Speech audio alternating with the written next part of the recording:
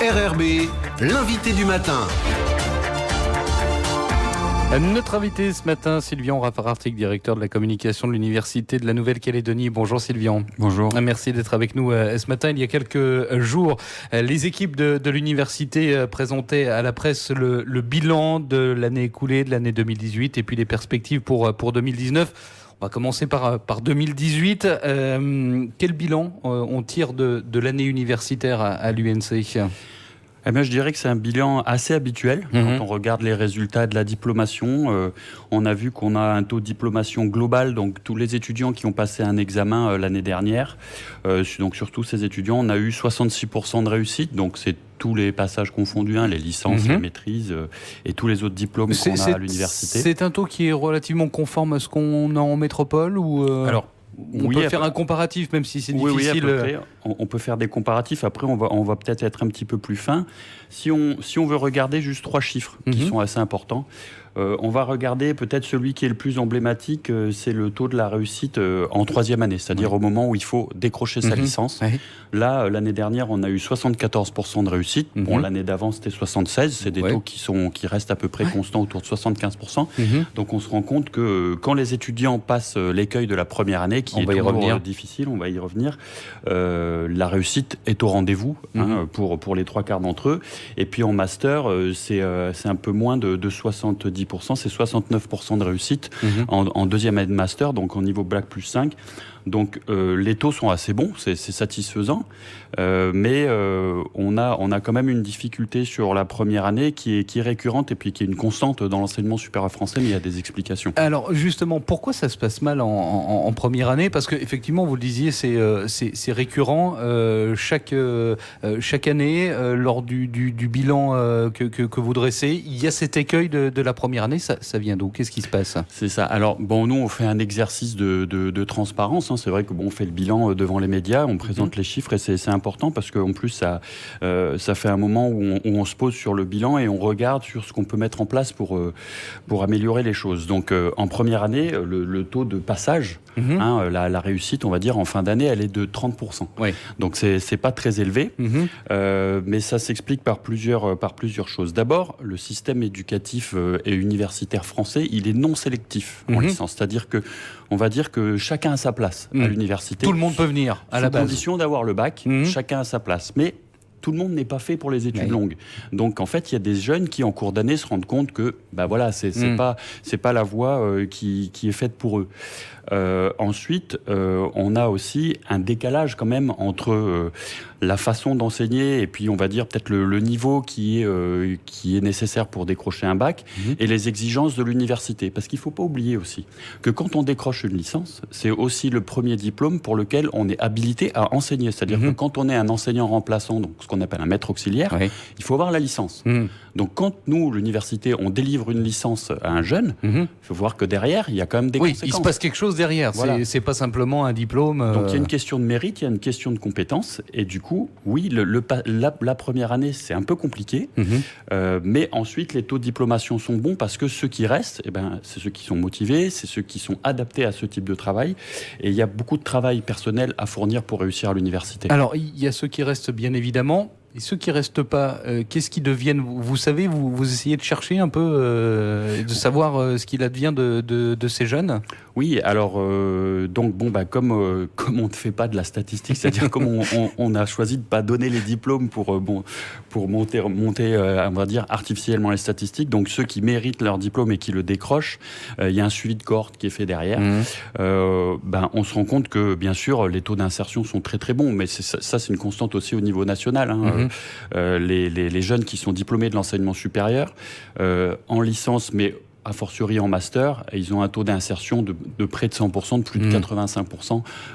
Ensuite, on va dire 12 à 24 mois après leur sortie de l'université.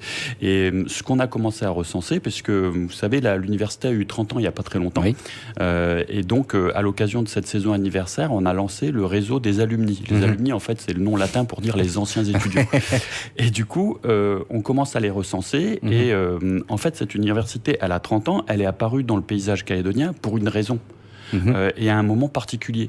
C'est-à-dire que 87-88, c'était une période particulière pour l'histoire de la Calédonie. Et cette université, c'est un levier de développement pour le pays, par la formation, qui est très fort. Et il a créé déjà plusieurs générations d'étudiants qui maintenant, on retrouve un petit peu à droite à gauche aux responsabilités dans le pays. Donc, par exemple, ce réseau d'alumni, c'est là où on va voir, mais qu'est-ce que produit l'université c'est là où on va peut-être regarder le verre à moitié plein, et on va se dire, oui, peut-être c'est difficile la première année, mais par contre, il y a tout un tas d'étudiants qui sont sortis de cette université et qui maintenant sont médecins au Midi-Pôle, sont secrétaire général du Congrès, sont directeur général adjoint de la CPS, etc. Il y a aussi des élus. Enfin, voilà, il y a plein de... Comme quoi, on peut faire dire plein de choses aux chiffres aussi, mais il ne faut pas se poser que là-dessus, finalement. Si vous voulez, après, si on veut revenir juste 30 secondes sur la première année, après, c'est un système qui est différent. Par exemple, au Japon, le système universitaire est hyper sélectif. C'est-à-dire qu'il y a, à la fin du lycée, il y a un diplôme, il y a un concours d'entrée aux universités. C'est l'horreur. Les jeunes se suicident quasiment. Non, mais franchement, c'est un vrai problème pour les jeunes, l'entrée à l'université au Japon. Nous, c'est pas comme ça. Aux États-Unis, c'est un peu la double sélection. C'est-à-dire qu'il faut, avoir de l'argent et deux, avoir un bon dossier. Ce qui n'est pas le cas chez nous non plus. Après, évidemment, en fin de première année, ils n'ont pas 30%, ils ont plutôt autour de 85% de réussite. Sylvain Raffarin-Artigues, il y a cet écueil de la première année qu'on vient d'évoquer, qui est récurrent. Vous avez mis en place une sorte de réponse pour essayer de pallier à ces abandons un peu trop nombreux. C'est le système TREC, c'est ça ? C'est ça. Alors, vous faites bien de pointer le taux d'abandon. Parce que ça, c'est 41%. Oui, ça dépend des années, mais on est autour de 40-45%. Donc c'est très important. Et ça, c'est une statistique sur laquelle on est très en retard au niveau national. Là, on est vraiment en queue de peloton. Oui, parce que ça fait pratiquement la moitié d'une promotion. Oui, c'est ça. Ce qui est énorme. Et du coup, alors, il y a plusieurs explications. Il y a des explications d'abandon qui sont un petit peu traditionnelles en Calédonie, où des jeunes ne trouvent pas dans l'offre de formation de l'UNC ce qu'il leur faut. Ils s'inscrivent, on va dire, en attendant de partir en métropole au mois de juin-juillet pour prendre la rentrée de septembre. Ça, c'est assez classique et ça peut représenter jusqu'à 25% d'une classe, quand même.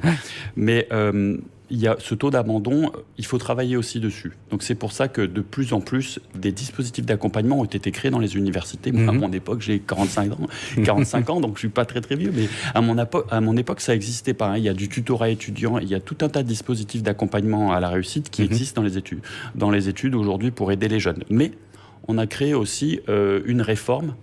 Donc cette année, on essuie les plâtres et du coup, c'est un petit peu compliqué en termes d'organisation.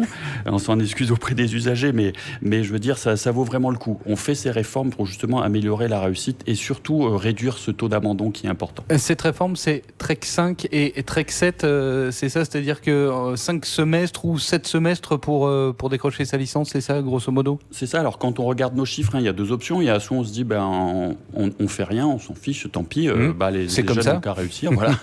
Ou alors, on se dit non, les jeunes ont des talents, c'est à nous de les aider à les révéler. Et à ce moment-là, on a mis en place une réforme qui fait quoi? Très simplement. En fait, cette réforme, jusqu'avant, la licence s'était bloquée sur 3 ans. On disait une licence, c'est 3 ans. Et puis, s'il faut, on redouble une fois, 2 fois, etc. Bon, là, ce qu'on s'est dit, c'est qu'il faut moduler le début de parcours. Le début de parcours est difficile, donc faisant en sorte qu'il soit moins compliqué pour une partie des jeunes. Donc, on va avoir en gros 2 façons de faire la licence, 2 rythmes, pour avoir le même diplôme. On commence tous, comme d'habitude, en février.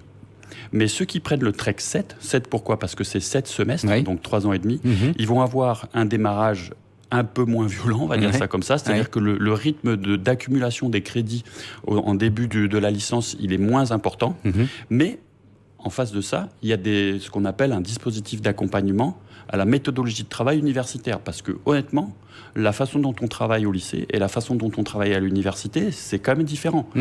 Donc, on a tous ces dispositifs d'accompagnement qui sont surtout en début de TREC 7, qui sont là pour aider les jeunes à réussir leur licence en 3 ans et demi. C'est-à-dire qu'on va passer l'examen juste un tout petit peu plus tard, c'est ce que ça signifie. Un tout petit peu plus tard, sauf qu'on va se rendre compte que sur la moyenne, en fait, les jeunes, c'est mieux qu'ils réussissent en 3 ans et demi plutôt qu'en 4 ans ou 5 ans. Ouais. Il y a eu beaucoup de demandes de ce passage à Trek 7 chez les nouveaux étudiants. Oui, les jeunes ont bien compris qu'ils ont besoin d'un peu plus de temps pour s'adapter à ce nouveau monde universitaire. Donc, on a eu 90% des demandes en fait d'admission qui sont sur le Trek 7 et puis un petit 10% qui sont sur le Trek 5. Donc, juste 2 mots aussi sur le Trek 5. Le Trek 5, c'est plus un modèle de prépa. Ouais. En gros, là, ça va être intensif. Il rentre directement dans les enseignements fondamentaux. Il y a beaucoup en quantité.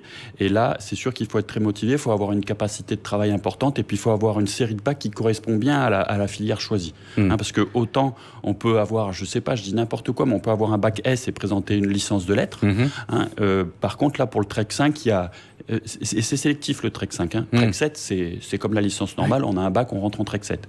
En Trek 5, c'est plus sélectif et c'est beaucoup plus intensif. C'est vraiment le modèle de la prépa.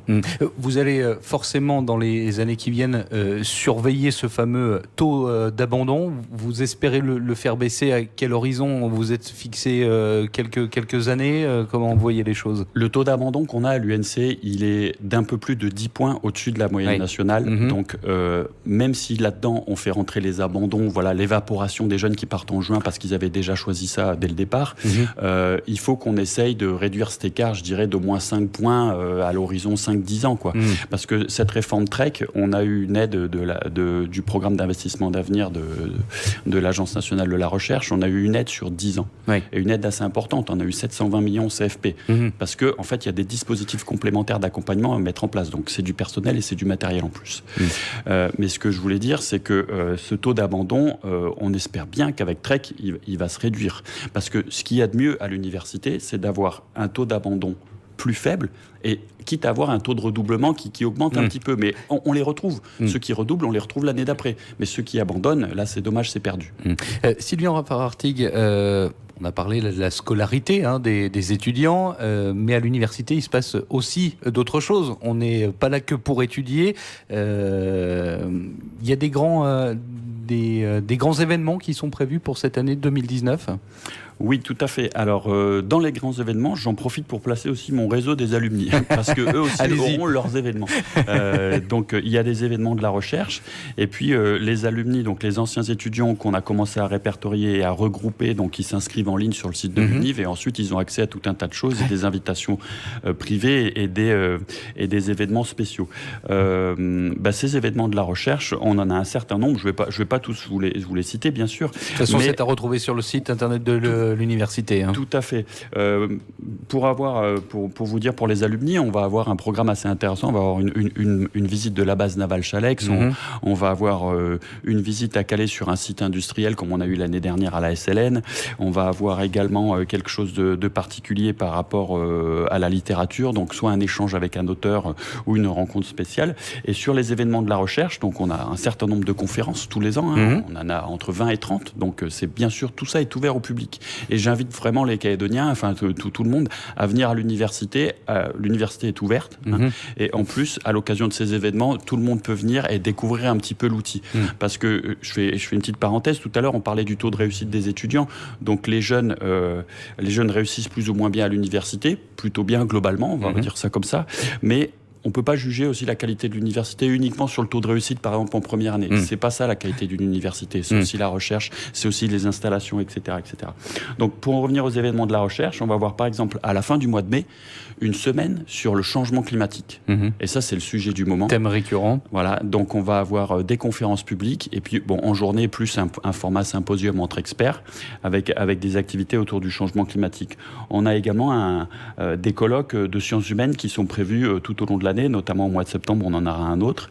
Et puis, on a un événement au mois de juin sur la biodiversité, qui est un événement multipartenaire avec l'IRD, avec la CPS et avec des intervenants extérieurs. Donc, tous ces événements-là sont bien sûr ouverts au public, et il y a bien sûr la fête de la science, la nuit de la science, et un événement avec l'Association calédonienne d'astronomie au mois de juillet, à l'occasion de l'anniversaire du 50e anniversaire de l'homme sur la Lune. Un dernier petit mot, Sylvian Raffarin-Artigues, quand on entre désormais à l'université de la Nouvelle-Calédonie, il y a un bâtiment avec un logo rouge marqué Sigma. Ça, c'est un nouveau bâtiment, ce sont de nouvelles infrastructures importantes pour la vie des étudiants, mais aussi des enseignants-chercheurs. C'est ça. Alors, c'est vrai que quand on travaille à l'université, on n'économise pas son temps et son énergie parce qu'on travaille pour la réussite des jeunes et pour le progrès de la science. Donc, du coup, avec des motifs comme ça de motivation, on ne s'ennuie pas et on ne renacle pas à l'effort. Et du coup, ce nouveau bâtiment, c'est un centre de recherche et de pédagogie innovante qui vient d'être inauguré. Il y en a pour à peu près 2 milliards de travaux. Il vient d'être ouvert plutôt et les installations sont encore en cours au niveau des matériels scientifiques. Et c'est vraiment ce qui va nous permettre aussi de rentrer un petit peu dans un renouvellement de la façon d'enseigner à l'université. Et aussi, ça va permettre aux équipes de recherche de conduire leurs travaux dans des conditions améliorées. Et on a là-bas sur place, par exemple, la seule plateforme de microscopie électronique du territoire. On a un laboratoire atmosphère contrôlée.